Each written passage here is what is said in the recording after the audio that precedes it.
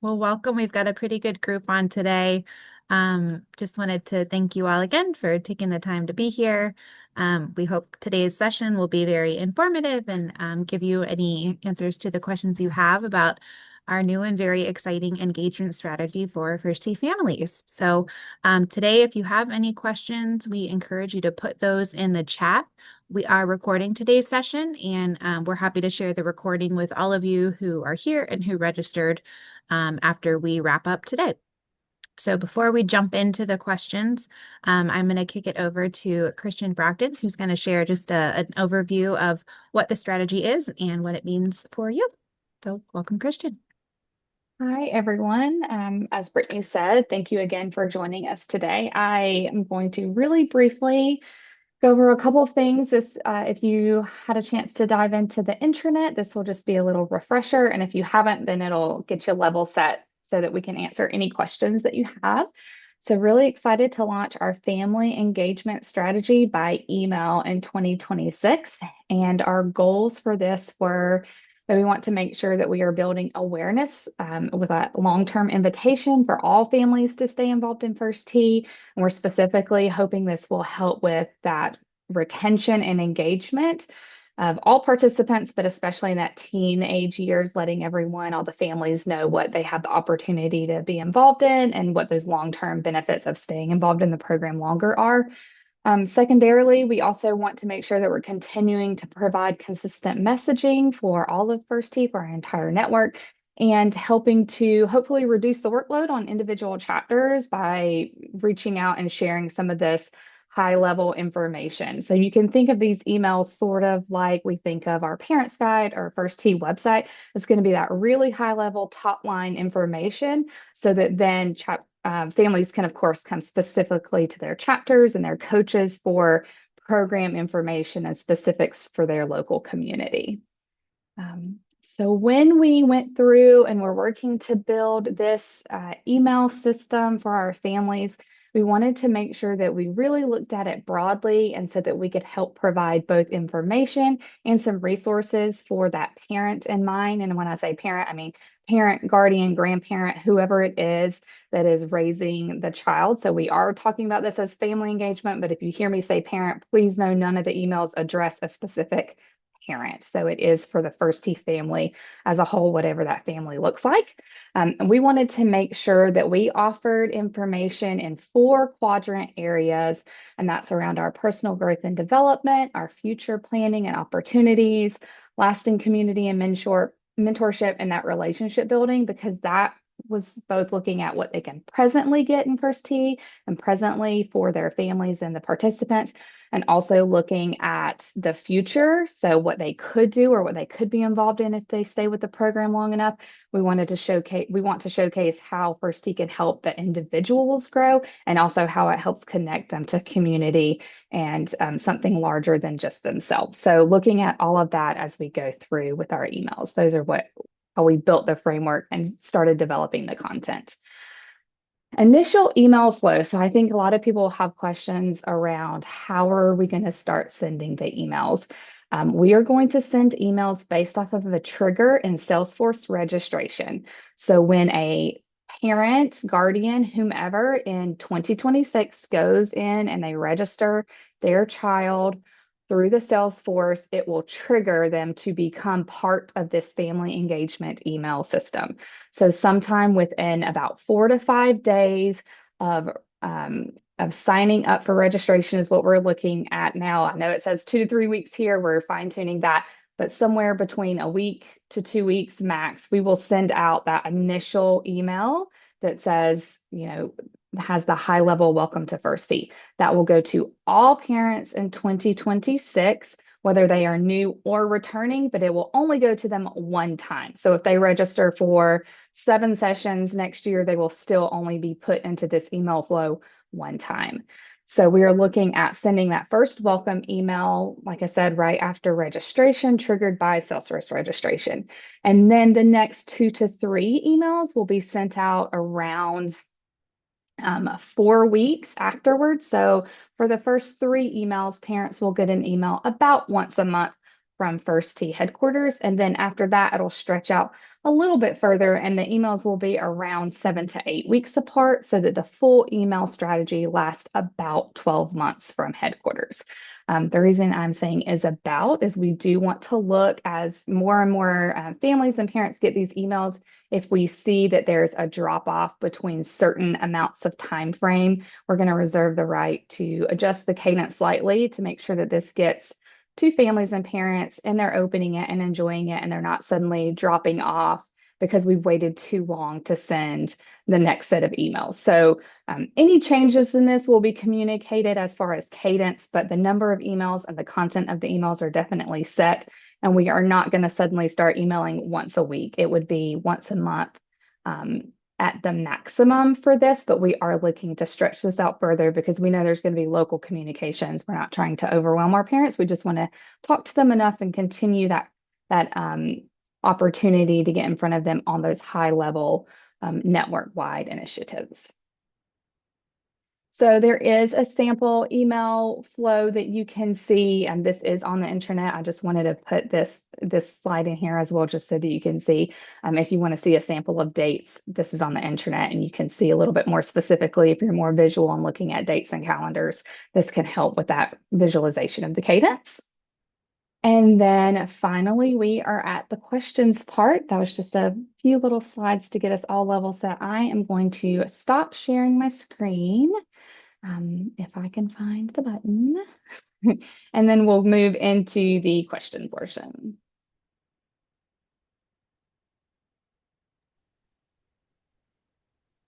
And Christian, I know you had answered this in the conversation, but one of the pre-submitted questions was, will this communication only be sent to new parents in 2026, or will it be sent to any parent who registers, whether their child is new or not, in 2026? Yes, reiterating, this will go to all parents. They will, again, only enter that system one time. So if they register multiple children at different ages or different sessions throughout the year, they will still only get this with that first original registration. And right now, all of the messaging is the same for new or returning parents, but we are looking at future phases of this. So say 2027, if someone registers again, they wouldn't drop back into this same email. They perhaps will get different emails. We haven't gotten there yet. This is not something that's meant to be repeated. This information will only come to them in this form one time. Perfect. And then Sam, excuse me, has asked, will there be information regarding national opportunities, applications, and deadlines that are sent to parents? There will not be information around the application or the deadlines in this set of emails. It will stay higher level of we offer these types of additional opportunities for teens, including ACE scholarships, national participant opportunities, and all of those mentions are going to link back to our website. So anything that's on the website as far as application or, get in touch with your local chapter for more information, that will still stay the same. We won't include specific deadlines or application resources, as that's a bit more for a targeted specific audience of just those teens that would be available for that. So we'll leave that for email or communication from chapters. We know a lot of you also have some specifics on how you ask participants to apply ahead of events. So it won't be that logistical. It'll be the high level. These are opportunities that we have beyond core programming that are available to teens.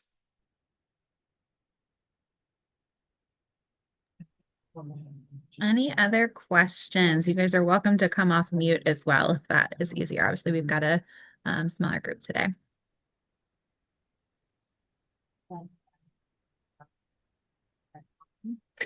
Hey, Katie here. I do have Hi, Katie. Hi. So if say both guardians want communication, can a second guardian be added somehow? Or let's say like dad registers the kids in spring, so he's receiving the emails, but mom says, hey, I want to receive emails. If we update their account with mom's email, will that initiate an email to her instead of dad? Does that kind of make sense? Right now, the way we have the trigger set up is going to be from the primary contact on Salesforce. I think if there, we can look into that. I think if that's going to be something that the network feels as a whole, that there will be multiple um, parents that would want the email. I'm looking at Sarah Redette. She's shaking her head. Yes, I think we can work that out. But Sarah, do you have anything to add as far as the Salesforce side?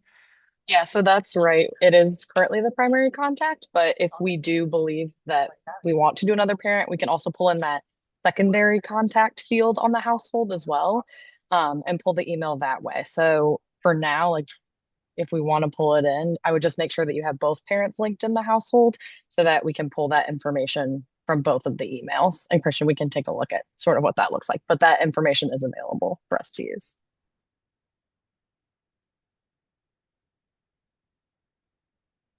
I think short term, Katie, since we do have it set up to just do primary, if this is something that you're hearing, like if you have a parent that reaches out and say, hey, I would like to get this too, I can manually add them. I know that could be a lot as we move on forward with the network. So if I'm suddenly getting dozens and dozens of requests for this, that does a couple of things. One, it lets us know that that's a wider request across the network, but also I just complete transparency, right? I can't go in all day, every day and manually add things in. So we would have to work that out.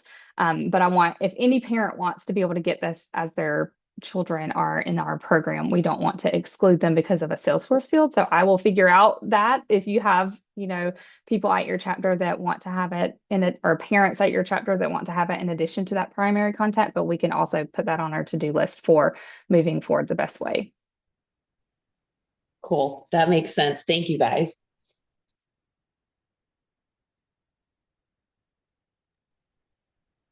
Any other questions? Did you guys just join an open Q&A today just because you just love virtual meetings and you just were so excited? All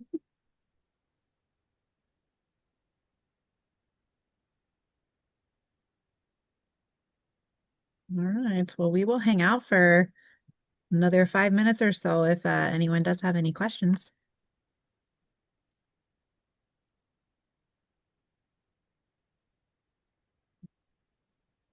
Ben, very cool office.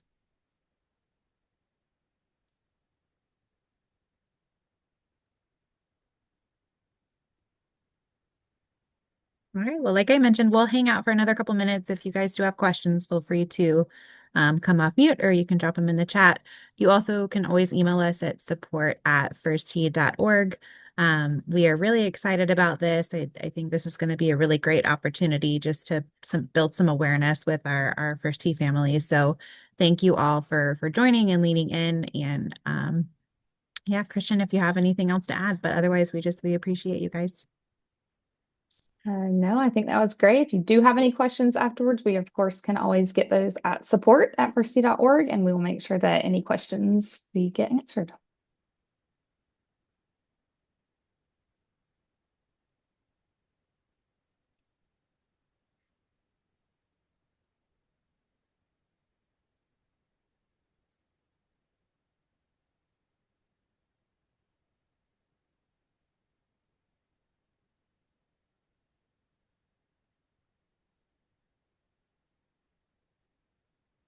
All right. Well, thank you guys. We appreciate it. We will be sure to send out this recording to everybody. Have a wonderful day.